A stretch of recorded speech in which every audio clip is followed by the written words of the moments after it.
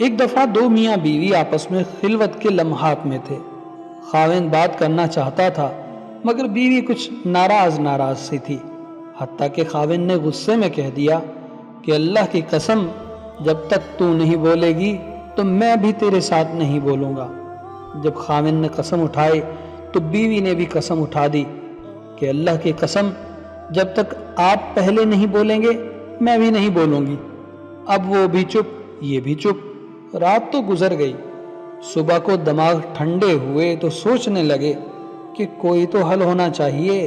چنانچہ وہ سفیان ثوری رحمت اللہ تعالی علیہ کے پاس گئے، انہیں سارا واقعہ سنا کر عرض کی کہ حضور اب آپ ہی کچھ اس کا حل ارشاد فرمائیں۔ آپ نے فرمایا دونوں میں جو پہل کرے گا وہ تو حانث بن جائے گا۔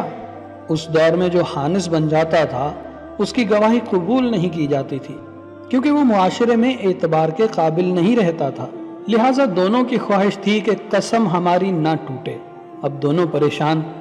خاوند کو خیال آیا کہ امام اعظم ابو حنیفہ رحمۃ اللہ تعالی علیہ سے پوچھنا چاہیے۔ چنانچہ ان کے پاس پہنچا تو حضرت رحمۃ اللہ تعالی علیہ نے پوچھا کیا ہوا؟ کہنے لگا حضرت میں بیوی کو بلا رہا تھا مگر وہ بولتی نہیں تھی، مانتی نہیں تھی۔ میں نے غصے میں کہہ دیا کہ اللہ کی قسم جب تک تو مجھ سے نہیں بولے گی میں تجھ سے نہیں بولوں گا۔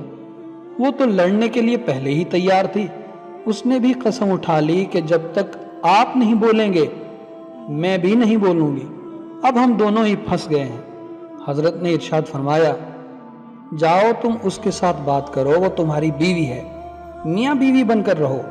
خاوند ہنستا مسکراتا گھر آیا اور اپنی بیوی سے باتیں کرنے لگ گیا۔ بیوی نے کہا بس اب تو آپ حانث بن گئے؟ کہنے لگا میں تو حانث نہیں بنا۔ اس نے کہا وہ کیوں بھلا؟